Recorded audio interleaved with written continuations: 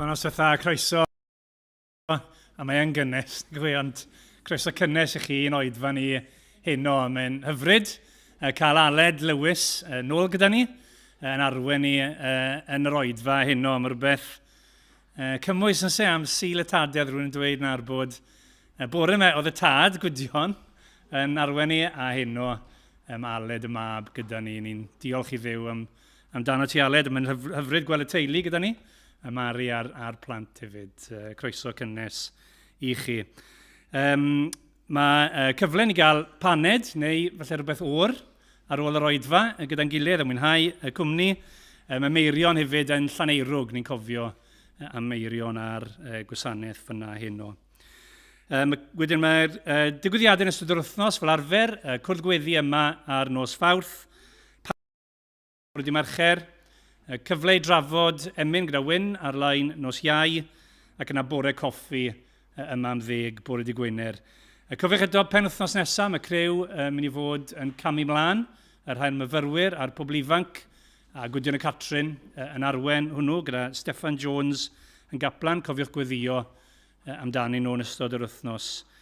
Ac yna, blaen rybydd, fel ni'n sôn bore yma, cwrdd aelodau wedi drefnu ar gyfer 3 o'r gloch pnawn dy Sul, 12 o Orffennaf. Os ych chi'n gallu bod yn bresennol, neu os chi ddim yn gallu bod yno, plis rwch gwybod i ni, fel bod ni'n gwybod faint o bobl sydd yn gallu bod yma. Ac yna, dros dechrau dy Sul nesaf, bydd gwyl yr eglwys newydd. A mae nifer o weithgareddau ymlaen, felly cofiwch cyfle i wahodd pobl i ddod i'r cyfarfodydd gwahanol. Oedfa fan hyn bore Sul nesaf, ac yna gweithgareddau yn ystod yr wythnos, ac yna oedfa eto'r wythnos ganlynol. A os dyw ein emyr fydd yn arwen ni yn y 2 oedfa dy Sul nesaf. Mae casgliad y mis yn mynd at waith mudiad Efengylau Cymru, cofiwch am hynny hefyd. Yn ei droi at yr arglwydd mewn gweddi.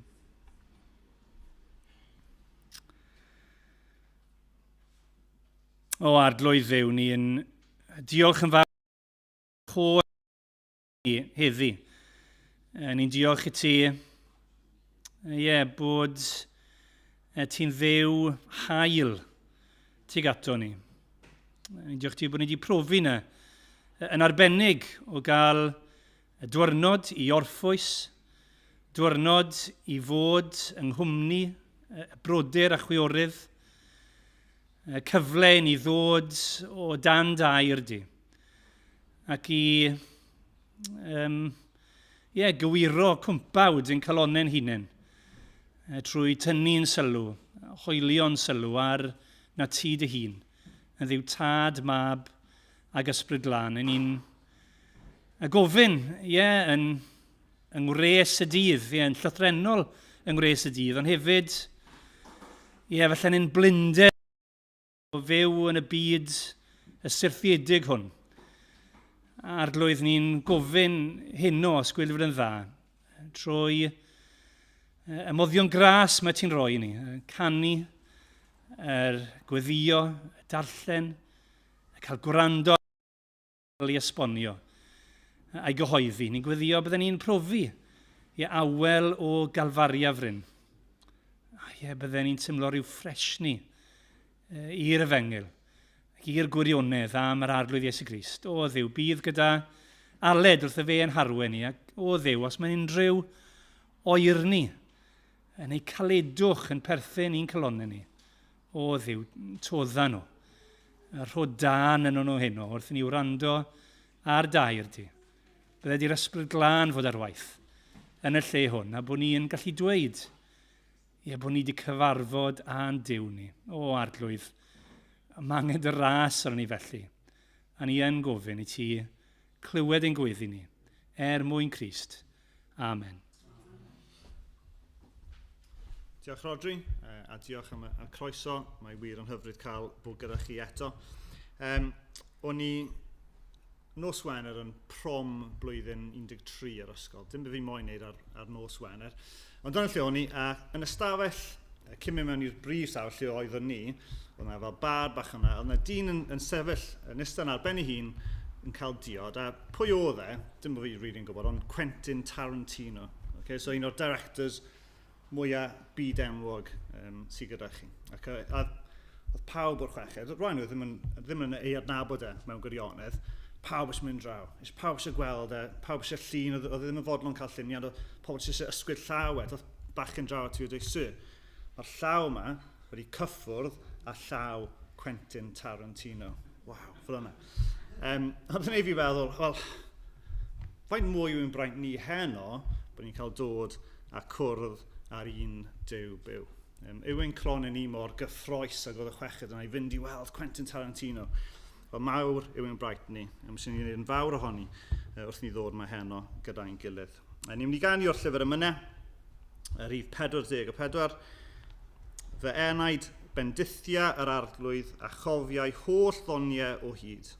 Maddeuodd dy holl anwireddau, iachawdd dy lesgedd i gyd.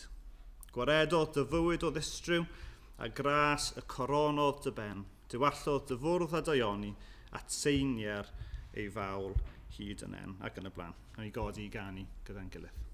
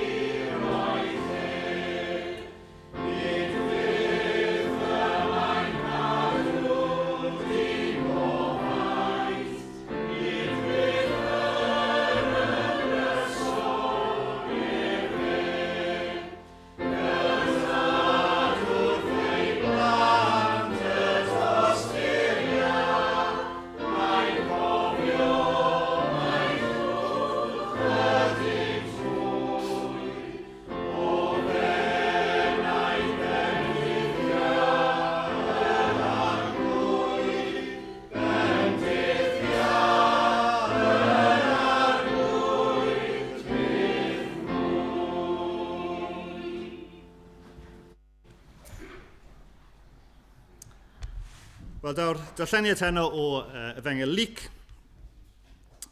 penod 24, a mi fyddwn ni'n dechrau darllen yn adnod 13. Luc 24, adnod 13.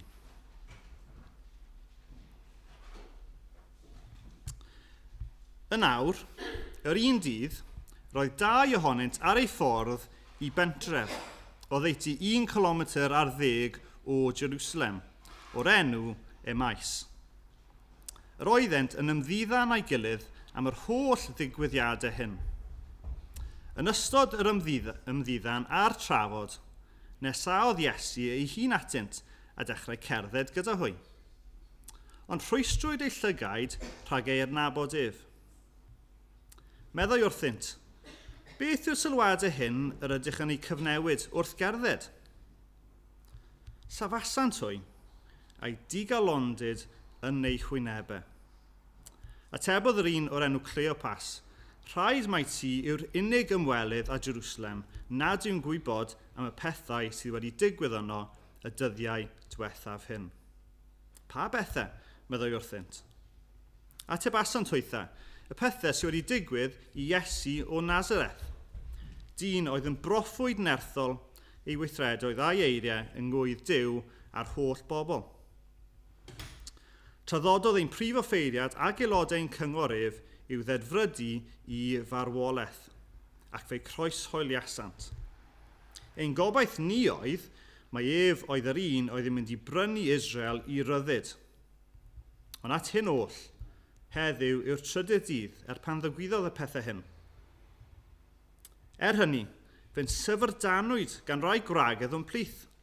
Eithant yn y bore bach at y bydd, a methasant gael ei gorff. Ond dychwelasant gan deiri i bod wedi gweld angylion yn ymddangos, a bod y rhain ni'n dweud ei fod ef yn fyw.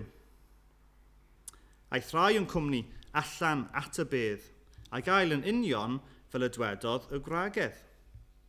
Ond ni welsant mohono ef. Medda Iesu wrthynt, mor ddiddeall ydych, a mor araf yw eich calonau i gredu'r cwbl a lefarodd y proffwydi. Onid oedd yn rhaid i'r Meseia ddioddef y pethau hyn, a mynd i mewn i'w ogoniant. Ac yn ddechrau gyda Moses a'r holl proffwydi, dehonglodd iddynt y pethau ysgrifennwyd amdano ef ei hun yn yr holl ysgrythurau. Wedi iddynt nesau at y pentref roeddent ar ei ffordd iddo, cymerodd ef arno i fod yn mynd ymhellach. Ond meddent wrtho, gan bwyso arno, aros gyda ni, oherwydd y mae hi'n nosi, a'r dydd yn dirwyn i ben. Yna aeth i mewn i aros gyda hwy. Wedi cymryd ei le wrth y bwrdd gyda hwy, cymerodd y bara a bendithio, a'i dorri a'i roi iddynt. A gorwyd ei llygaid hwy, ac adnabiasant ef, a diflannodd ef o'i golwg. Meddent wrth ei gilydd, onid oedd ein calonau ar dan yno wrth iddo siarad â ni ar y ffordd, pan oedd yn egluro'r ysgrythurau i ni. Codasant ar unwaith a dychwelyd i Jerusalem. Cawsant yr 11 a'i dilynwyr wedi ymgynnull ynghyd, ac yn dweud fod yr arglwydd yn wir wedi ei gyfodi, ac wedi ymddengos i Simon. A doddasant hwythau'r hanes am ei taith, ac fel yr oeddent wedi ei nabod ef ar doriad y bara. Dyna air ein Duw ni. Newn ni ganu eto trwma o'r atodiad, rhif 23. Ger bron fy niw a'i orsedd gref mae gennyf achos llawn dilith. Yr archoffeiriad mawr yw ef sy'n byw i eiriol trosif byth. Fe seliwyd fenw ar ei law ac ar ei galon raslon wyw, a gwn tra saif yng ngheidwa draw na chaf fy ngwrthod gan fy niw. Newn ni godi i ganu gyda'n gilydd.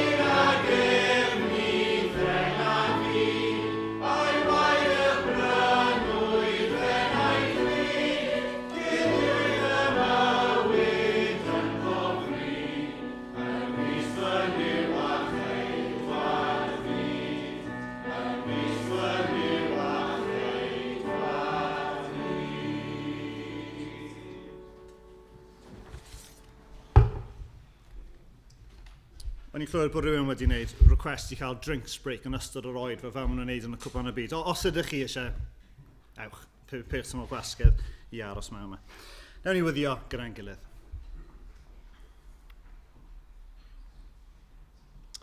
O Dduw yn tan, ni'n diolch i ti bod ni'n gallu dod at ein gilydd heno i dyfoli di. O Dduw, mawr yw ein braint ni'n gallu gwneud hynny. Ac o Dduw ni'n gwyddio bydd ni ddim yn cymryd yn ganiataol, bydd ni'n sylweddoli pa mor freintiedig ydyn ni'n gallu gwneud hyn o Dduw. O Dduw, wrth feddwl am hynny, ni'n meddwl am y brodyr a chwiorydd ar draws y byd hano sydd methu cwrdd, sydd yn naill ai'n cwrdd mewn ofn neu jyst methu cwrdd o gwbl o Dduw, agosa atyn nhw o Dduw. Ni'n gwyddio am y rhai sydd o bosib mewn carchar ni'n cael ei erlyd o Dduw, bydd yn agos atyn twy. Ni'n gwyddio bod nhw yn ymwybodol o dy law di yn eu cynnal nhw, hyd yn oed heddiw o Dduw. O Dduw, ni'n diolch i ti wrth edrych ar y byd yn nifer o'r llefydd yma lle mae'r Cristnogion yn cael ei erlyd. O Dduw, mae dy waith ti yn llwyddo. Bod cynlluniau pobl yn derbyn ti ddim yn gweithio, Dduw. Dy fod ti yn uwch, dy fod ti'n fwy pwerus. Ac felly o Dduw, ni'n gwyddio am y brodyr a chwiorydd yma, y bydde ti yn agosau o Dduw. O Dduw, ni'n diolch i ti am y gai sydd wedi cael ei rannu yn barod heddi bore yma fan hyn, ond hefyd ar draws y ddinas yma, ar draws ein gwlad ni. O Dduw, ni'n diolch i ti am ddydd Sul, lle ni'n gallu atgoffa'n hunan o pa mor wych yw'r efengil yma. O Dduw, ni'n ymwybodol fel pobl bod ni'n gallu bod mor brysur, bod ni'n gallu anghofio mor hawdd, o Dduw, bod ni'n gallu mynd o wythnos i wythnos o bosib, ddim yn meddwl amdano ti, ddim yn atgoffa'n hunan o'r groes, o'r aberth y fuodd y droson ni. O Dduw, ni'n diolch i ti felly am ddiwrnod fel hyn, lle ni'n gallu dod, lle ni'n gallu canu mawr i ti, lle ni'n gallu cael y gair wedi ei agor i ni. O Dduw, ni'n gwyddio am lwyddiant i'r gwaith yma. O Dduw, ni'n gwyddio wrth i'r gair cael ei agor, bydd yna pobl yn dod i gredu yno ti. A bydd yna, falle rai sydd wedi bod yma ers misoedd neu blynyddoedd hyd yn oed yn gweld am y tro cyntaf bosib ei angen am fyddeiant yno ti. O Dduw, tan ni'n gwyddio am ymdrechion fel yn yr gwyl yr Eglwys Newydd sy'n dod am y bach. O Dduw, ni'n gwyddio am lwyddiant fyna. O Dduw, ni'n gwyddio am berthynas gyda'r pobl lleol. Bydd y pobl yn gweld bod yna rhywbeth yn wahanol am yr eglwys hon. Bod yna rhywbeth yn wahanol am y pobl sydd yma. Ac o Dduw, ni'n gwyddio beth byddwn ni'n gallu pwyntio pobl tuag ato, dim ni ein hunan o Dduw, ond byddwn ni'n gallu pwyntio pobl tuag ato ti, yr un sydd yn gwneud y gwaith yn ein calonau ni. O Dduw, ni'n gwyddio am yr hyniriad fan hyn, wrth i nhw arwain yr eglwys. O Dduw, ni'n gwyddio bod ti'n rhoi pob dirnadaeth iddyn nhw, bod ti'n rhoi pob doethineb iddyn nhw. Ac o Dduw, ni'n gwyddio am yr hyniriad ar aelodau. O Dduw, bydde ti yn eu cadw nhw'n hollol gytun yno ti. Bydde ti yn ei uno nhw yn pob penderfyniad, yn adeilad ac yn y blaen o Dduw. Bydde ti yn y canol o Dduw. Bydd yr eglwys yn llwyr ymwybodol o'r ffaith fod ti yn ei harwain nhw o Dduw. O Dduw, ni'n ymwybodol wrth ni draw'r pethau fel adeilad ac yn y blaen o Dduw, o bosib ni'n gallu colli ffocws ar beth ni'n neud. O Dduw, ni'n gwyddio yn yr holl drafodaethau hynny o Dduw, bydd yr efengil bydd yn ganol o Dduw. Byddwn ni yn cofio taw ein galwedigaeth ni fel eglwys yw i gyhoeddi'r efengil yma. Ac felly ni'n gwyddio bod ti'n helpu'r eglwys i fod yn driw i hynny os gael ei fod yn dda. O Dduw, ni'n gwyddio am hen o marth i ni dod i'r darlleniad digon cyfarwydd yma eto. O Dduw, ni'n gwyddio bydde ddim yn tymlo yn ddiflas i ni, ond o Dduw, bydd ti'n dangos fwy ohono ti dy hun i ni wrth i ni ymdrin ar darn yma. O Dduw, fel ni'n sôn, mae'n gynnes. O Dduw, mae'n wythnos o'n blaen i, falle mae'n hawdd cael ein temtio i feddwl am 100,000 o pethau gwahanol neu tymlo'r llygad yn dechrau cae. O Dduw, ni'n gwyddio bod ti yn bwrw i ffwrdd unrhyw temtasiwn fel hynny. O Dduw, ni'n ymwybodol bod yr un drwg yn cysau y gair yn cael ei gyhoeddi fel hyn. Ac felly o Dduw, ni'n gwyddio bod ti'n tynnu fe ymaith, yn tynnu ffwrdd unrhyw temtasiwn ac yn helpu ni i wrando arno ti o Dduw. O Dduw, ni'n gwyddio am rhywun sy'n methu bod yma heno, am amryw o resymau boed yn salwch, boed yn bod nhw'n teimlo'n flynedig, bod achos rhywbeth yn mynd mlaen gyda'r teulu ac yn y blaen o ddew. Ti'n yn ein adnabod ni i gyd o ddew, yn well na ni'n nabod ein hunan. Ac felly o ddew, ymwna gyda pob un ohono ni yn o'r ein hangen. Gwyddio bod ti'n cysuro rhai sy'n cysuro, bod ti'n iachau rhai sy'n eich iachau. O ddew, ni'n gwyddio fel eglwys gytun heno, lle bynnag ydyn ni'n cwrdd, a bod ni'n ymwybodol dy fod ti gyda ni. Felly bydd gyda ni nawr o ddew, yn enw Iesu Grist. Amen. Rhif yr emynesau, rhif 446. Rho i mi galon lan o dad i foli denw di, calon yn teimlo rhin y gwaed dywalltwyd dros o fi. Calon fo wedi meddu'n glai gan Iesu iddo'i hun. Calon fo'n deml i barhau'r bythol dri yn un. Calon ar ddelw'r hwn a'i gwnaeth yn llawn o'i gariad ef. Yr hon yn niw a llawenhau yn un a theulu'r nef. Mwy ni fodlon anghalon ni nes i mi weld dywydd, ymgadw yn dy gariad di a gorffwys yn dy hedd. Nawn ni godi gan i rhif 446 gyda'n gilydd.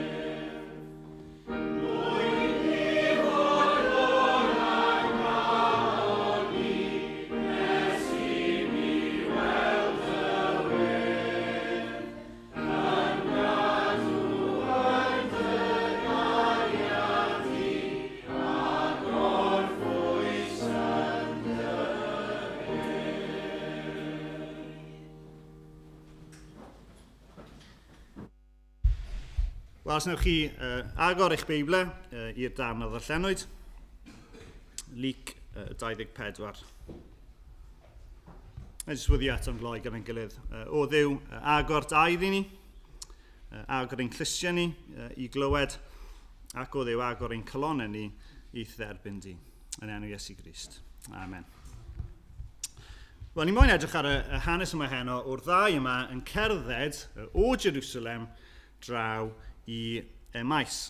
Nawr, mae'r hanes hwn dim ond yn cael ei gyfnodi gan Luc. A beth sy'n ddiddorol yw bod Luc dim ond yn sôn am 3 hanes am pobl yn cwrdd ar arglwydd Iesu at gyfodedig. A felly fi'n credu bod yn iawn i ni holi, wel pam y 3 yma? A fi'n credu, mae rai bod Luc yn teimlo taw yn y 3 yma ni'n gweld gwir ystyr o bosib yr at gyfodiad. Felly mae'n iawn i ni holi, wel, beth am i ddysgu o'r hanes yma gyda'n gilydd heno. Nawr, mae rhaid i fi gyfadde, nes i'n bregethu hwn yn Saesneg tua 2 fis yn ôl falle. Ond beth o'n i wedi gwneud o'n i wedi bod yn darllen yn y Beibl Cymraeg, a ni wedi bod yn, wel, be weles i, nes i weld bod yna 3 sôn am y galon yn y darlleniad. A ni'n meddwl, gret, mae'n 3 pwynt fi'n barod i fynd am y bregaeth. Oedd e dim ond tan yr falle dilyn neu di Mawrth cyn bod fi'n pregethu, nes i edrych yn yr NIV, a dim ond 1 sôn am y galon oedd hwnna. A ges i proper panic, o'n i, ma'n bach, fi wedi completely meso hwn lan. So, nes i cael chat gyda cwbl o bobl gwahanol, Owain yn un ohonyn nhw. Yn y wreiddiol, mae yna 2 sôn am y galon. Mae'r Cymru jyst i mynd flat out calon, rhoi 3 yno fe. Ond fi'n credu bod ni'n iawn i ddweud bod y calon yn bach o ffocws i'r darn yma hen. Felly dyna yw ein pwrpas ni heno, yw edrych ar colonnau y 2 yma yn cerdded o Jerusalem draw i y maes.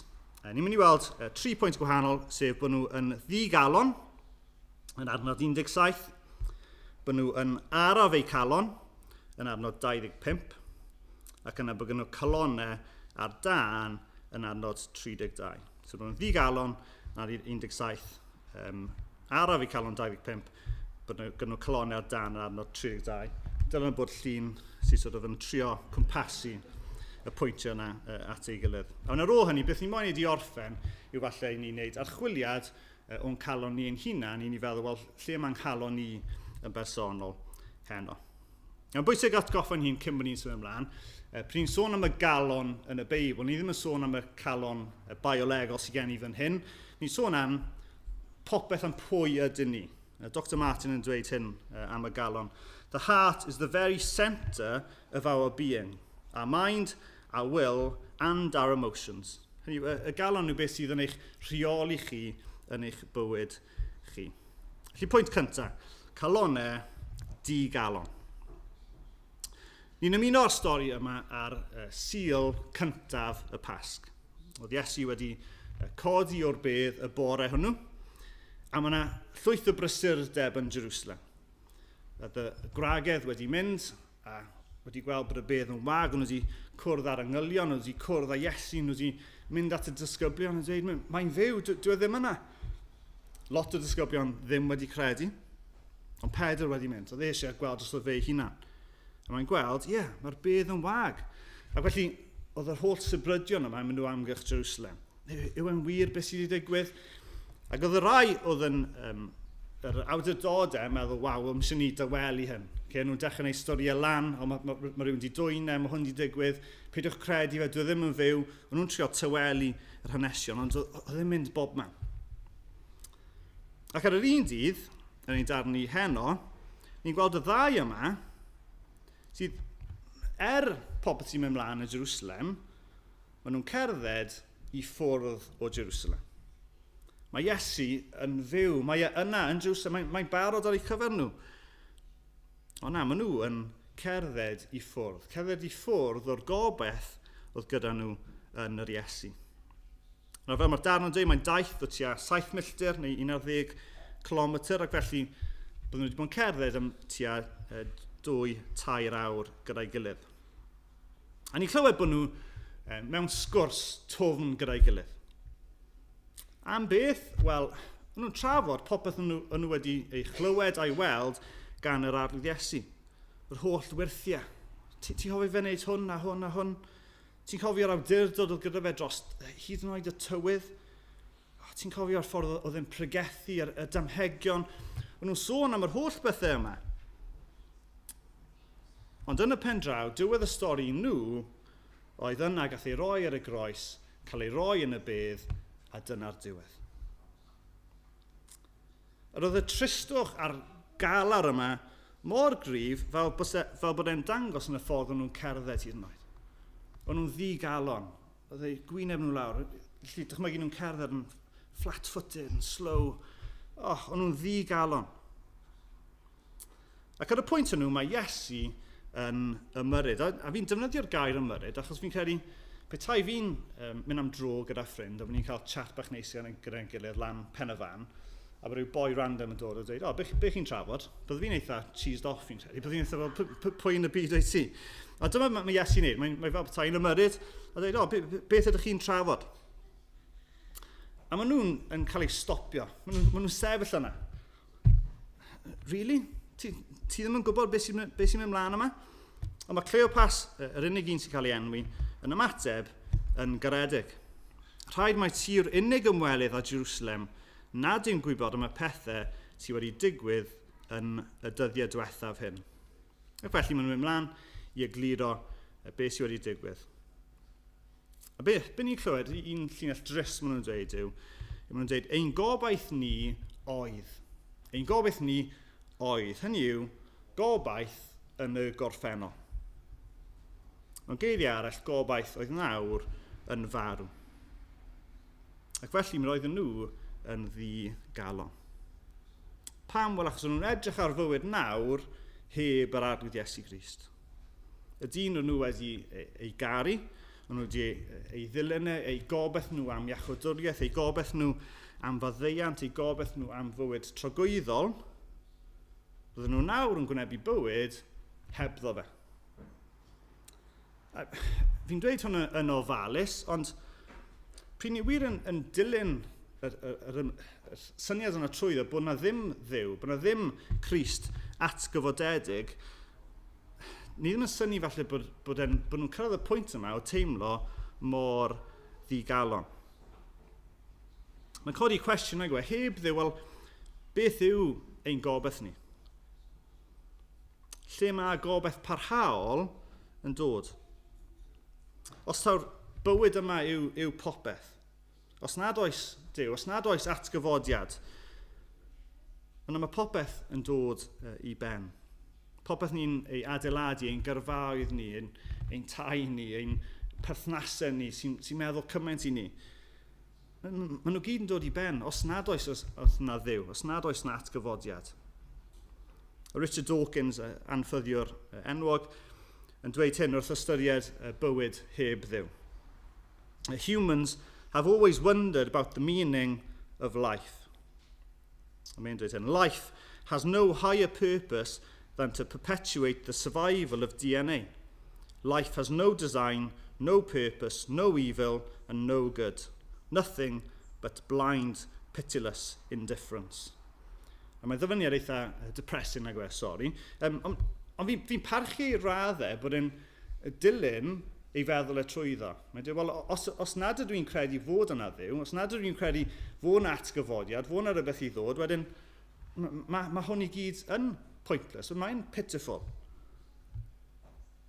A beth i'n credu hwnna'n mynd i greu yno chi yw digalondyd. Dim just tymlo'n drist. Na, i'ch calon chi.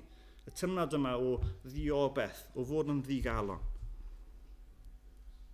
A felly dwi ddim yn syndod i ni, mewn rai ffyrdd, fod y gymdeithas sydd ohoni'n yn eitha agored i drafod popeth. Ond pan mae'n dod i farwolaeth a beth sydd i ddod, cael sgwrs. Fi ddim eisiau siarad am hynna. O pam, achos mae'n fel bod ta'n gwarch ar ei hunan. Fi ddim eisiau dechrau meddwl am hwnna, os fi'n gwybod bydd yn ei fi tymlo'n ddigalon. Felly, fi ddim yn traws hwnna. Popeth arall yn ffain, ond dim marwolaeth ar hyn sydd i ddod. A dyma lle mae'r ddau yma wedi cyrraedd yn eu taith nhw. Maen nhw yn ddigalon. Oedd gyda nhw gobeith, ond i nhw mae'r gobeith yna nawr wedi mynd yn llwyd. Ac maen nhw'n drist, ddim yn just ychydig bach, na, maen nhw'n drist i'w calonau. Sy'n dod ni at yr ail bwynt, sef oedd eu calonau nhw yn araf. Calonau araf. Nawr mae Iesu yn cyrraeddu y ddau yn adnod 25. Medda Iesu wrthynt, mor ddiddeall ydych, ac mor araf yw eich calonau i gredu'r cwbl a lefarodd y proffwydi. Nawr mae Iesu yn rhoi diagnosis onest i'r ddau yma. Sy'n beth da nhw, chi ddim moyn i meddyg dweud celwydd wrthych chi, na, chi moyn i'r meddyg dweud wrthych chi beth sy'n bod gyda chi. A dyna beth mae Iesu'n ei. Mae'n rhoi'r diagnosis onest iddynt, bod nhw yn araf yn eu calon. Be gallwn ni ddweud yw bod nhw yn ddall yn ysbrydol. Yn gyntaf ni'n gweld hyn yn y ffaith bod nhw ddim wir yn disgwyl gweld Iesu. Maen nhw ddim wir yn disgwyl gweld Iesu. Bod nhw wedi clywed Iesu yn pregethu, yn sôn am beth oedd yn mynd i ddigwydd, bod gyda nhw'r proffwydoliaethau o'r ysgrythurau, bod nhw wedi clywed falle tystiolaeth y gwragedd y bore hwnnw, bod y bedd yn wag, chi dal ddim yn cael rhyw fath o ymdeimlad bod nhw wir yn disgwyl gweld yr arglwydd Iesu. Roedd ei golwg nhw o bwy oedd Iesu yn rhy fach. Ydy, mae'n dweud bod ei llygad nhw wedi cael ei atal rhag gweld yr Iesu, ydy. Ond chi hefyd ddim yn teimlo fel bod nhw'n fel bethau'n edrych. Maen nhw'n meddwl bod e ar ben, mae Crist wedi marw, does dim gobeith iddyn nhw. Nawr, o bosib beth nhw yn disgwyl oedd rhywbeth llawer yn fwy anhygoel. Bod nhw fel bethau'n meddwl, wel, os mae Iesu yn fyw, bydd e fel rhyw fath o angel yn yr awyr, bydd e'n ddisglaid. Tys o fe'n fyw, bydd ni'n gwybod taw Iesu, achos bydd fe'n hollol wahanol. Maen nhw'n disgwyl rhywbeth rhyfeddol. Ond na, oedd Iesu yn ddyn cyffredin, yn cerdded ar y ffordd gyda nhw. Gai jyst wneud pwynt byr fan hyn nath taro fi yn darllen hwnna. Yn aml iawn, dyna'r ffordd mae Crist yn gweithio, mae Duw yn gweithio. Yw yn y pethau cyffredin. Weithiau mae Duw'n gallu gweithio mewn ffordd hollol annisgwyl, gwirthiol, wrth gwrs ei fod e. Ond fel arfer, y norm yw fod Duw yn gweithio yn y pethau cyffredin. Mewn gwasanaeth, mewn astudiaeth Beiblaidd, mewn sgwrs arferol. Falle'n araf dros gyfnod o flynyddoedd. Falle jyst trwy rhieni ffyddlon yn tystio, yn darllen y gair, yn dweud nhw beth yw'r efengyl. Yn y pethau cyffredin, mae Iesu yn aml datgelu ei hun i pobl fel ni. Peidiwch â aros am yr anghyffredin. Fi'n mynd i embaras o taid hynna. Fi'n credu bod gen i'r hanes yn iawn. Pryd oedd taid yn Gristion, oedd e'n gwyddio yn y tŷ bach, os oedd ddim eisiau pobl gwybod bod e'n gwyddio. A mae'n gwyddio o Dduw achub fi, fi'n bechadur, fi eisiau cael maddeuant. Ond wedyn, oedd y gyfnod wedyn lle oedd taid ddim yn siŵr, ydw i'n Gristion neu'n ddim. Fi'n credu bod fi'n iawn i ddweud. Beth oedd taid ar ôl hynny yn gwyddio oedd e'n mynd i'r tŷ bach, oedd e'n gwyddio, a'n dweud, o Dduw, os wyt ti wedi achub fi, pryd fi'n mynd i'r ffenest, fi eisiau gweld 2 aderyn ar y simnau dros nesaf. Nawr, falle bod chi'n dweud, dyw 2 aderyn ddim yn spectacular iawn. Ond dyna beth oedd taid eisiau gweld. Oedd gweld y 2 aderyn fyna i wybod, rai, mae Duw wedi gwrando ar yngweddi. A oedd hwnna'n am gyfnod o amser, a doedd yna byth 2 aderyn ar y simnau dros nesaf. Ond un tro, mae'n darllen y gair yn Iowan, a mae'n darllen hyn. Yr hyn oll y mae'r tad yn ei roddi i mi, a ddaw ata fi. Ar hwn a ddel ata fi, nis bwriaf ef allan ddim. Ac jyst yn darllen yr adnod hynny, dim gweld y 2 aderyn, darllen y gair yn y pethau cyffredin arferol, mae taid yn cael y sicrwydd, o ie, a Duw wrth ei fodd yn derbyn fi, doedd ddim yn mynd i fwrw fi allan o'i blithau. Yn gweithio yn yr arferol, yn y cyffredin. Felly, oedd gyda nhw calonau araf, ac nhw ddim yn disgwyl gweld yr Iesu, yr holl cliws oedd gen nhw, yr holl arwyddion o'n nhw wedi cael. Ond nhw hefyd yn ddall i weld sut oedd angen i nhw cael ei achub. Ond nhw ddim yn deall sut oedd rhaid nhw cael ei achub. Yn yr un frawddeg yna sydd allan gyna. Wedyn nhw, ein gobeith ni oedd, mae ef oedd yr un oedd yn mynd i brynu Israel i ryddid. Oedd yn mynd i brynu Israel i ryddid. A mae'r gair rhyddhau yma fan hyn yn golygu cael ein rhyddhau o gaethiwed. A dyna union beth yr oedden nhw yn ei gobeithio amdano.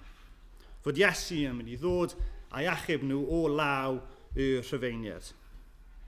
Yn ei golwg nhw, dyna oedd ei problem mwyaf nhw. Y ffaith bod nhw'n cael ei gormesu gan y Rhufeiniaid, y ffaith bod nhw'n mynd â arian oddi wrth nhw, dyna oedd eu caethiwed nhw. Dyna oedd y broblem. Eisiau Iesu dod a delio gyda hynny. Chi'n gweld, o'n nhw'n credu yn Iesu, ond o'n nhw'n credu mewn fersiwn o'n nhw wedi creu dros nhw eu hunain. Roedd nhw eisiau Iesu oedd yn mynd i ddod a gorchfygu. Roedd nhw eisiau Iesu fel marchog ar ceffyl, yn hytrach na waredwr ar y groes. A dyna lle roedd y ddau yma mor ddall, mor araf i weld. Dim y Rhufeiniaid oedd eu problem mwyaf nhw. Beth o'n nhw'n gaeth iddo, eu problem mwyaf nhw oedd eu pechod nhw. A dyna union yr un problem sydd gyda ni heno. A Tim Keller yn dweud, anything we add to Christ or substitute for Christ to make us happy in life, then we are addicted to it. So gallai hynny bod yn bechod efo casau pobl, neu twyll, neu chwant. Neu gallai fe fod yn pethau digon da. Eich gwaith chi, eich teulu chi, eich ffrindiau chi. Os dyna beth yw'r prif peth yn eich bywyd chi, os dyna sy'n rhoi boddhad i chi, wedyn chi yn gaeth i'r peth hynny. A'r problem gyda nifer ohono ni, neu nifer o'r ddinas yma, yw y bosib bod ni ddim yn sylweddoli bod ni'n gaeth i'r pethau yma. Chi'n gwybod, o le gyda rhywun sydd yn gaeth i alcohol neu cyffuriau, o le maen nhw'n sylweddoli hynny? O le maen nhw'n gwybod, wel, fi'n gaeth i'r peth yma. Problem ni yw bod ni falle ddim hyn o'n ymwybodol o'r ffaith bod ni'n gaeth i'n pechod. Ac felly, ni fel y ddau yma yn cerdded i ffwrdd o Jerusalem i y maes, ni'n ddall. Ni'n araf yn ein clonau ni i weld beth yw ein prif broblem ni, sef y ffaith bod ni angen calon newydd. Mi eisiau ni cael ein pechodau ni wedi maddau trwy waith yr arglwydd Iesu Grist, ond nhw ddim yn deall hynny. Sy'n dod ni at ein trydydd pwynt, sef bod eu calonau nhw nawr ar dan. Ni wedi gweld bod gen nhw calonau digalon, ni wedi gweld bod gen nhw calonau araf, nhw ddim yn disgwyl gweld Iesu, ond nhw hefyd ddim yn gweld pam o'n nhw angen Iesu. Ac nawr, oedd eu calonau nhw, erbyn diwedd yr hanes, ar dan. Adnod 27. A chan ddechrau gyda Moses a'r holl broffwydi, dehonglodd iddynt y pethau a ysgrifennwyd amdano ef ei hun yn yr holl ysgrythurau. Wedi iddynt nesau at y pentref, roeddent ar ei ffordd iddo, cymerodd ef arno i fod yn mynd ymhellach. Ond meddent wrtho, gan bwyso arno, aros gyda ni, oherwydd mae hi'n nosi, a'r dydd yn dirwyn i ben. Yna aeth i mewn i aros gyda hwy. Wedi cymryd ei le wrth y bwrdd gyda hwy, cymerodd y bara, a bendithio a'i dorri a'i roeddynt. A gorwyd ei llygad hwy, ac adna buasant ef, a diflannodd ef o'i golwg. Meddent wrth ei gilydd, ond nid oedd ein calonau ar dan ynom wrth iddo siarad â ni ar y ffordd, pan oedd yn egluro'r ysgrythurau i ni. Ar hyn nath dar o fi pryd o'n i'n darllen y darn yma. Yw'ch chi'n sylwi ar pryd wedon nhw bod eu calonau nhw wedi cael ei roi ar dan. Dwi ddim pryd mae Iesu yn datgelu ei hun iddyn nhw. Ddim y foment yna pryd mae Iesu'n dangos i, maen nhw wedyn mynd, nawr mae'n halon ni ar dan. Na. Mae'n dweud cyn hynny, cyn bod nhw'n sylweddoli pwy nhw'n siarad gyda, wrth i'r ysgrythurau cael ei esbonio iddyn nhw, be mae Dan yn dweud, yn y foment hynny, mae calonau nhw yn cael ei cynnu ar dan. Wrth i Iesu agor yr ysgrythurau, wrth i fe ddangos sut oedd popeth yn yr Hen Testament yn sôn amdano fe, dyna nath deffro eu calonau nhw. A mewn sawl ffordd, be ni'n gweld fan hyn yw enghraifft o sut oedd pobl o'r pwynt hynny ymlaen yn mynd i ddod mewn i berthynas gyda Duw. Ni'n gweld y patrwm cyntaf yma nawr o rywun ddim yn gweld Iesu yn gorfforol, ond yn cael yr ysgrythurau yn cael ei esbonio iddyn nhw, a'i calon nhw yn cael ei gynnu ar dan. Ddim jyst trwy gweld gyda'i llygad corfforol, ond bod nhw'n gweld Iesu trwy ei air, trwy'r ysbryd yn datgelu hynny iddyn nhw. A dyna pam fi'n credu bod Luc wedi roi'r hanes yma i ni. Fel rhyw fath o batrwm o dyma beth sydd yn mynd i ddigwydd o nawr ymlaen. A fi'n credu dyna pam nath Crist ddim datgelu ei hun i'r ddau hefyd. O'n i'n meddwl, petai fi'n Iesu fan hyn, bydd fi falle gallu gwneud am falle 1 munud, ddim dangos o fi yw e. Ond rôl munud, bydd fi'n tada, fi yw e. Bydd fi'n re-excited bron bod. A fi'n credu bod Iesu yn fwriadol fan hyn yn ddim yn gwneud hynny. Be mae'n neud yw, mae'n dangos effeithlondeb ei air. Mae'n dangos y cyflawnder sydd yn yr ysgrythur. Mae'n dangos digonolrwydd y ffaith mae'r ysgrythur yn ddigon. Mae'r ysgrythur yn dangos digon o bwy ydw i chi gallu credu, i gallu cael eich calonau wedi cael ei roi ar dan. A'r beth yn benodol mae'n wneud gyda'r ysgrythurau. Byddwn ni wedi bod wrth y modd yn gwrando ar beth oedd Iesu'n dweud yn union. Byddwn wedi bod yn astudiaethfeydd anhygol fi'n credu. Ond be mae'n neud yw, mae'n mynd trwy'r ysgrythurau yn sôn am sut oedd yr ysgrythurau yn sôn am daro fe ei hun, am yr Iesu. A chi'n gweld, dyna yw wir yr allwedd i ni wrth i ni darllen y Beibl ein hunain. Hynny yw, dyn ni ddim edrych arno fe mewn lens o mae'r llyfr yma'n rhoi hanes datblygiad crefydd i ni. Neu, fi'n edrych hwn er mwyn cael llyfr o gyngor moesol i fi fyw bywyd gwell. Ddim yn rhyw fath o encyclopedia diwynyddol, neu ddim yn rhaid jyst yn straeon diddorol, y ffordd dyn ni fod yn darllen y Beibl yma yw gweld sut mae'n cyd-fynd gyda'r hanes yma o brynu dynoliaeth mewn iachawdwriaeth trwy be wnaeth Iesu Grist ar y groes. Roedd y ddau yma yn adnabod yr ysgrythur oeddent, ond nhw ddim yn darllen yn iawn. Ac felly mae Iesu yn mynd â nhw trwy'r Hen Testament, trwy'r gyfraith, esbonio fel oedd reina'n gysgod ohono fe. Mae gen i llun ar y sgrin sy'n falle yn sôn am rhai'r pethau falle bydde wedi sôn amdano. Bydde wedi dweud, wel, oedd Moses i roi'r gyfraith, ond beth oedd hwnna'n dangos, oedd yn dangos bod yna rhywun yn mynd i ddod, oedd yn aberth unwaith ag am byth. O bosib bydde wedi sôn am yr gwaed yr oen ar y drws yn achub y plant. Wel, oedd y gwaed yna'n sôn am y gwaed oedd yn mynd i cael ei denellu gyda'r arglwydd Iesu Grist ar y groes. Falle bydde wedi sôn am Jona yn bol y pysgod am 3 diwrnod a wedyn bod e'n dod mas. Wel, chi'n gweld beth mae'n pwyntio tuag ato? A mynd â nhw trwy'r hanesion yma. A wrth i fe wneud hynny, maen nhw'n dechrau deall a mae colonnau nhw yn cael ei roi ar dan. A dyna'r ffordd dylwn ni fod yn edrych ar yr ysgrythur yma. Chwilio am yr hanes yma o iachawdwriaeth trwy waith yr arglwydd Iesu Grist. Nawr, gallwch chi gymryd hwnna yn ormodol. Sym ysgrifennu chi edrych am Crist ym mhob un adnod a trio roi e mewn llyn yn ddiangen, wrth gwrs. Ond wrth i ni fynd trwy'r Beibl, dylwn ni fod yn edrych, wel, yw hynna'n sôn am Iesu? Ydw i'n gael rhyw batrwm fan hyn o'r arglwydd Iesu Grist? So gwahaniaeth mae'n neud yn bywyd yr ddau yma yw, maen nhw'n cerdded i ffwrdd o Jerusalem, mae'r colonnau nhw'n cael ei roi ar dan, a maen nhw'n mynd nôl wedyn i Jerusalem. Mae'r stori yn y sleid nesaf, mae fel petai yn mynd o'r gwrthwyneb yw e. Maen nhw'n cerdded i ffwrdd gyda colonnau trist, colonnau araf. Mae Iesu'n yn cyrraedd y stori, mae colonnau nhw'n cael ei roi ar dan, ac yna, o'r gwrthwyneb, nhw wedyn yn mynd nôl i Jerusalem. Mae Iesu yn newid popeth yn yr hanes yma. A'n eitha joy am meddwl am sut bydd y ddau yma'n cerdded ar y ffordd nôl i Jerusalem, o gymharu gyda'r ffordd i ymais. Ffordd yna, ffordd nôl, bron bod yn rhedeg, excited, siarad ei gilydd, fi methu credu, fi methu aros i weld y disgyblion, oedd na egni gyda nhw, o'n nhw wrth ei bodd. Pam? Wel, achos oedd yr arglwydd Iesu Grist wedi cynnu eu colonnau nhw, wedi rhoi llywenydd, wedi rhoi gobeth nôl yn eu calon nhw.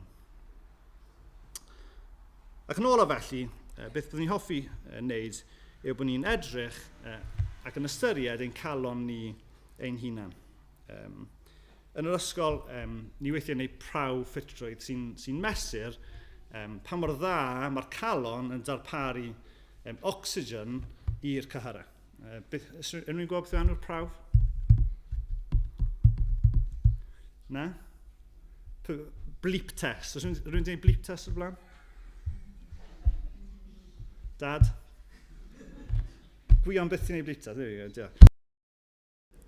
Nawr, pryd fi'n dweud bod ni'n gwneud y bleep test yn ysgol, mae pawb yn bron bod yn crio, basically. Maen nhw'n cysau. Okay? Achos beth yw'r prawf yw, chi'n redeg, a mor hir a'ch chi gallu, a mae'n chi cyrraedd y beep yma o fewn amser. Okay? Mae'n mynd fwy cyflym, fwy cyflym, fwy cyflym.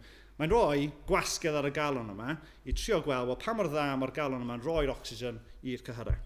A be fi'n dweud wrth y disgyblion yw rhowch ymdrech mewn i'r prawf yma heddi. Achos os chi ddim yn rhoi ymdrech mewn i'r prawf, mae'r prawf yn ddi ddim. Ni ddim really yn cael unrhyw adlewyrchiad o pa mor ffit ydych chi, ni pa mor dda yw'r galon yn rhoi ocsigen i'r cyhyrau. Os chi'n mynd i roi lan, pryd mae'n dechrau yn anodd, wel, ni ddim really yn gwybod pa mor ffit ydych chi. Wel, gai annog ni heno i wneud yr un peth. Gai annog chi roi ymdrech mewn heno i feddwl o ddifri, wel, lle mae'n nghalon ni heno. Achos os ddim, wel, gewch chi ddim lot mas o fe. So beth am ni feddwl gyda'n gilydd, lle mae'ch calon chi heno. Yn gyntaf, i chi sy'n dweud heno, wel, dydw i ddim yn credu bod fi'n Gristio. Gai ofyn i chi, wel, lle mae eich calon chi? Falle bydd yr rai honno chi'n dweud, ti'n meddwl be, fi yn teimlo yr anobeth yma. Fi'n teimlo yn drist am ynghalon. Mae bywyd, ti'n bod, lot fwy anodd na beth o'n i wedi gobeithio. Oedd gen i cynlluniau yma, dwi ddim wedi mynd fel o'n i yn gobeithio. A falle bod chi jyst yn trio neud synwyr o'r holl beth a chi jyst yn teimlo, does gen i dim gobeith yn hyn. Falle bod chi'n ystod yma heno a meddwl, fi ddim yn credu bod fi'n Gristion, a fi'n okay gyda hynna. Mae bywyd yn okay. Fi ddim yn credu mewn Duw, fi ddim yn credu mewn Iesu, fi definitely ddim yn credu bod wedi atgyfodi. A fi'n ffain, mae bywyd yn dda, fi'n hapus. Iawn. Mae'r cwestiwn dal yna, nag we? Ble mae eich gobeith chi? Beth sydd yn digwydd pryd, a bydd yn digwydd i bob un ohoni, pryd mae bywyd ddim yn mynd yn iawn? Pan fydd amgylchiadau chi newid o bosib?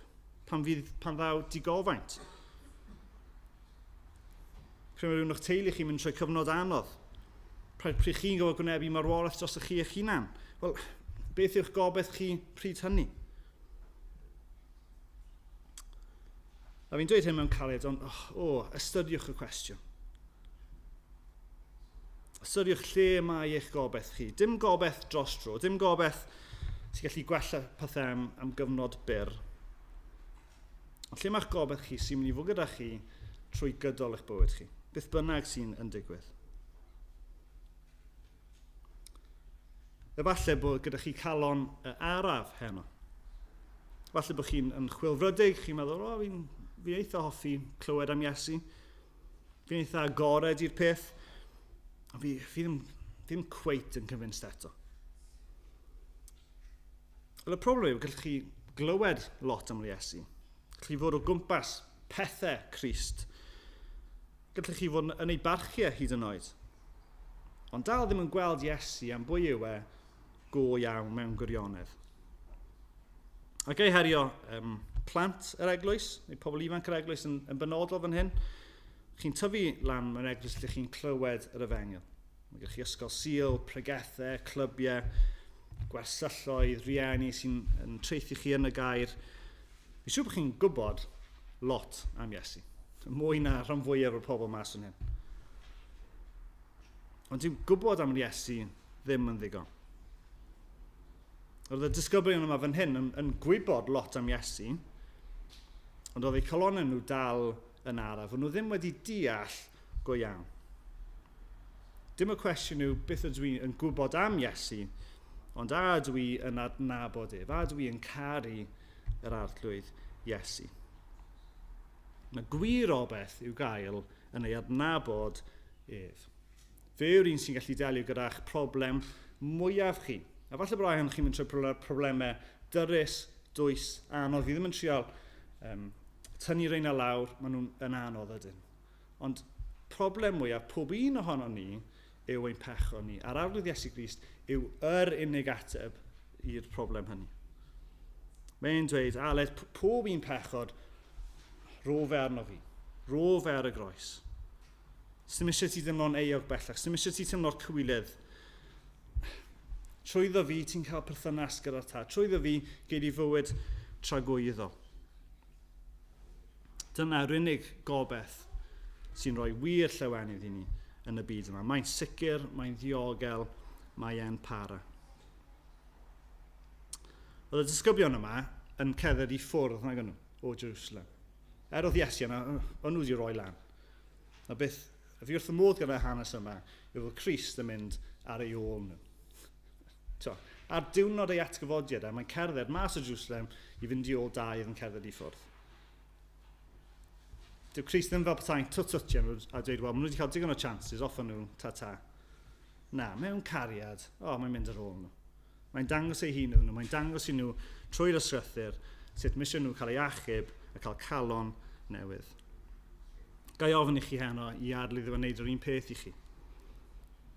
I chi adael Iesu, i'ch adnewyddu i'ch calon chi. Calon pechadurus, bod chi'n dweud, o Dduw, achub fi. Mae wrth ei fodd yn gwneud hynny. Ac nawr, i'r rhai honno ni sy'n Gristnogion yma heno, os ydyn ni yng Nghrist, mae'r Beibl yn dweud bod rhywbeth anhygol wedi digwydd i ni, fod gyda ni calon newydd. Mae ysbryd Duw yno ni, mae gyda ni maddeuant, mae llygad ni wedi agor, ni ddim yr un person ag oeddwn ni, mae gyda ni calon newydd.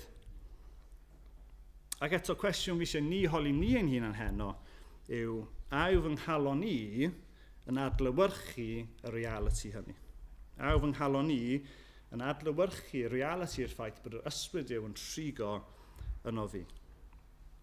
Roedd mae e'n bosibl i cael calon newydd sydd yn sicr yn yr arglwydd Iesu Grist ydy, ond eto i dimlo fel bod ein calon ni yn oeraidd. Fel petai ni jyst yn mynd trwy motions i wythnos, o oedfa i oedfa, bod e ddim yn cyffwrdd ni rhyw lawer, bod ni falle sy'n ystod na'n teimlo'n oeraidd yno ni'n hunan. Ie, ni'n credu bod e'n wir.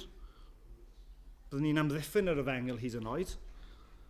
Ond yw e dal i symud fi o'r tu fewn yn fy nghalon ni? Yw e dal yn fy nghyffroi? Neu yw e wedi dod yn rhywbeth cyfarwydd, rhywbeth sydd ddim yn cyffwrdd ni yn yr un modd? Falle i'r pwynt lle ni ddim yn rhoi'n trio ymladd gyda pech o'r bellach ni sy'n teimlo, fi jyst yn teimlo mor bell i ffwrdd, na roi mewn i'r pechod yma. Ni fel petai'n teimlo fel bod y fflam yn ei calon ni just about dal yna. A fi ddim yn dweud hwn fel rhywun sy'n sefyll uwch law hynny. Mae'n rhywbeth fi'n gallu teimlo yn y mywyd i'n aml, bod fi ddim yn teimlo ar dan dros Dduw. Fi'n gallu teimlo'n yn oeraidd. Felly beth yw'r ateb i calon fel hyn? Wel, gai ddweud, dim yr ateb yw dweud, wel, fi'n mynd i darllen y Beibl am 1 awr bob dydd nawr. Flat out, fi'n mynd i wneud e, achos fi angen cael calon wedi cael ei roi ar dan eto. Os gym ni fod fel yna, wneith e signo'r llewenydd mas o'ch calon chi. Yr ateb yw hyn. Rhowch eich hun ym mhob cyfle posibl i gael eich amlygu i Grist. Rhowch eich hun ym pob un cyfle posibl i gael eich amlygu i Grist. Oherwydd, be nath newid calon y disgyblion yma fan hyn? Dim ei ymdrech nhw eu hunan. Dim nhw jyst yn trio wneud y dros nhw eu hunan, na. Wrth i Iesu agor y ysgrythyr iddyn nhw, wrth iddo fe ddangos ei hun iddyn nhw, mae colonnau nhw yn cael ei roi ar dan. Felly i ni, mae'n meddwl, dewch i'r oedfa. I glywed y gair yn cael ei bregethu, cael ei gyhoeddi, cael ei esbonio i chi. Darllenwch y gair. Fi newydd dweud, peidiwch dweud, fi eisiau gwneud awr y dydd. Na, wel, darllenwch y gair, achos chi'n meddwl, waw, mae fe wedi gwneud cymaint dros fi. Mae wedi maddau pob un pechod fi wedi gwneud. Mae wedi gwneud hwnna. O, fi moyn cael cymundeb gyda fe. Fi moyn darllen y gair yma. Ewch i'r cwrdd gweddi. Gweddiwch am nerth. O Dduw, helpa fi glosio ato ti.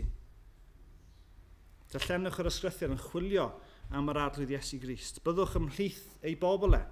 Rhowch cyfle i'r ysbryd wasgu gwirioneddau Iesu Grist mewn i'ch calon chi. Gweddiwch dyroi mi eto o'r foledd dy iachawdwriaeth. Mae e'n gallu gwneud hynny. Mae'n gallu ail-cynnu eich calon chi. Falle bod chi'n teimlo fel bod e'n y fflam bach yna. Matthew 12 yn dweud, ni fydd yn mathru corsen doredig, hynny yw planhigyn sy'n bron a toi, dyw ddim yn toi off dweud, wel, ti wedi cael dy chance ti. Nac yn diffodd canwyll sydd yn mygu. A'r canwyll bron am mynd, ond na, mae Duw yn cynnal chi. Chi yn saff. Okay? Peidiwch meddwl, wel, fi'n mynd i colli fy iachawdwriaeth yna, achos fi mor wael. Na. Mae Iesu Grist wedi wneud e. Mae'r fflam yna byth yn mynd i fynd. Ond eto i gyd, peidiwch â setlo gyda'r ffaith bod chi'n teimlo bod eich calon chi yn bell i ffwrdd wrth Dduw. Peidiwch â derbyn e. Closiwch at arglwydd Iesu Grist. Gweddiwch y byddwch chi'n cael eich calon wedi cynnu eto gyda'i gariad e. Mae Duw wrth ei fod yn gwneud hynny. Fel wedys i, os ydych chi ddim yn Gristion, dewch ato fe. Wneith roi calon newydd i chi, wneith roi gobeith go iawn i chi. Os ydych chi'n Gristion hen yma, gweddiwch am fwy. Gweddiwch am fwy o'r cariad yna yn eich calon chi, fel y byddwch chi gyda perthynas hyfryd gyda Duw ein tad ni. Yn ei weddio gyda'n gilydd. O Dduw ein tad, ni'n diolch i ti am yr hanes yma. Hanes o Crist yn esbonio'r ysgrythyr i'r ddau yma, a bod nhw'n cael eu colonnau nhw wedi roi ar dan, bod nhw yn gweld hyfrydwch yr efengil, O Dduw, ni gwddio am unrhyw un heno a sydd ddim yn credu. O Dduw, agor eu calon nhw i dy weld i. O Dduw, gwna hynny. Heno maw Dduw, clod i dy enw di. Yn enw Iesu Grist. Amen.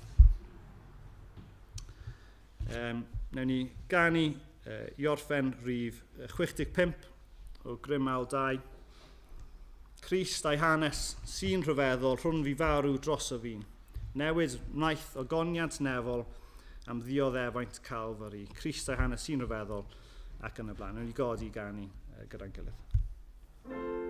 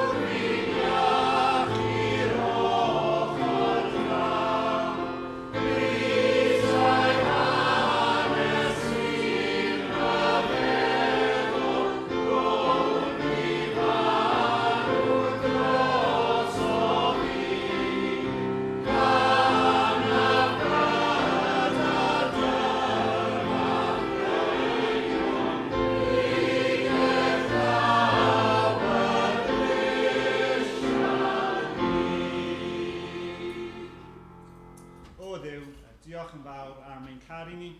Diolch I ti am edrych arno ni llwch y llawr a tosturio. O Dduw, gwna'r y fengil yn ffres I ni han yma o Dduw.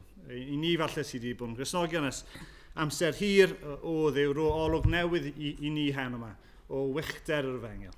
Ac o Dduw, fan ni wedi gwyddio yn barod, o Dduw, agor calon rhywun am y tro cyntaf han yma o Dduw. Fel bod y clod a'r mawl I gyd yn cael ei roi I enw di dy hunan, yn enw Iesu Grist. Amen.